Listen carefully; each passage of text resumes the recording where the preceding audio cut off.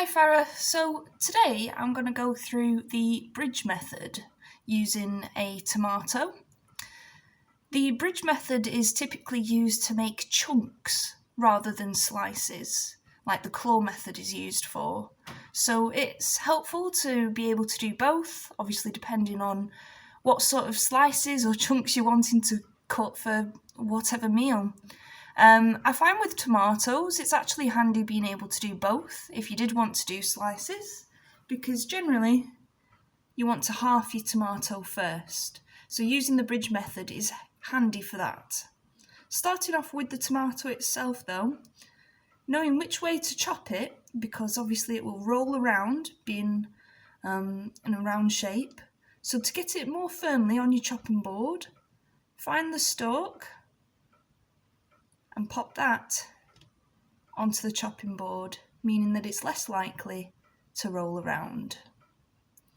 So starting off with the bridge method, what you need to do is basically do a C formation with your hand.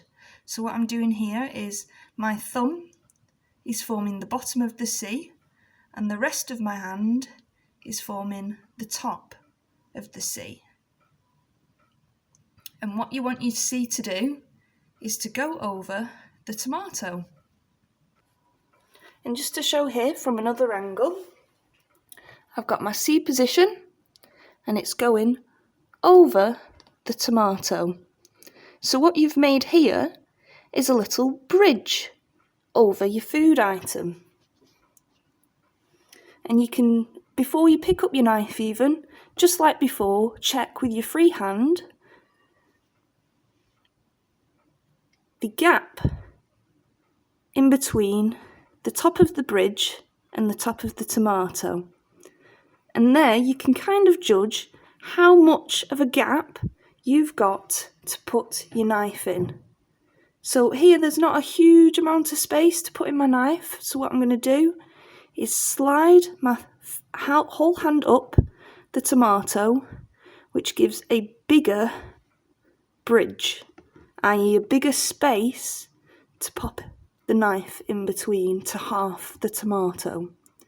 And again, before you pick up your knife, it's good to check where your thumb and little finger is, always making sure that the finger is tucked in with your other three fingers. And that's because a lot of people find that their little finger can stray away and is there at risk. So always check before you slice, where are my fingers? And just quickly, like we've said before, to cut a tomato using a butter knife or a sharp knife can be quite difficult, just because of the thin skin of the tomato. A serrated knife works so much better, and it's more of a sawing motion when you cut rather than pushing down often. So you'll tend to go up and backwards, forwards and backwards a little bit in a sawing motion when you use a serrated knife generally. Okie dokes. So let's say you've got your C formation on your tomato.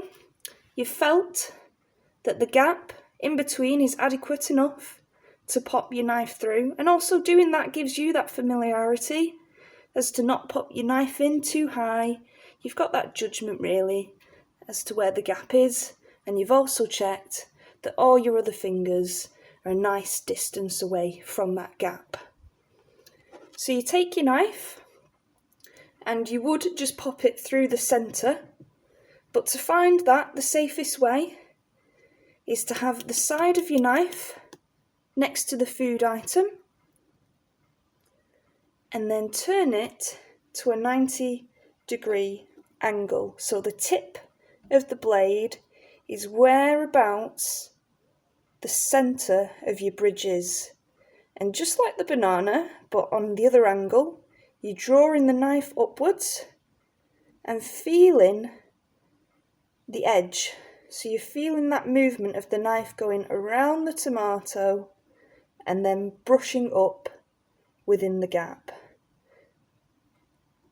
So to start again, you put your hand on top feel the gap, needs a bit more, so bring it up, feel the gap, check your finger placements, take the knife, side of the knife to the edge of your food, turn 90 degrees to get the point of the knife roughly where the centre is.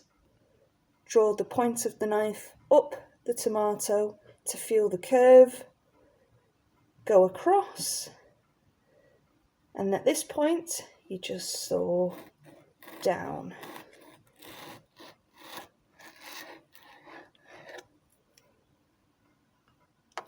And just to continue with this tomato, I'm going to cut this into chunks. So I'll separate them two halves and I'll just do the exact same thing. So when I put my hand in the bridge formation this time, as it's just a tomato half, I can feel now with my free hand, that's a really good gap. Check my pinky finger and all my others and my thumb for good placement. And then it's time for the knife. Draw in, point diagonal to the middle and draw upwards. Or of course, if you know where that gap is, you can just go straight in.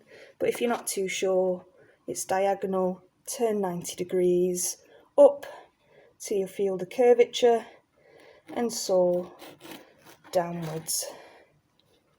And again, with this quarter, my hand goes up.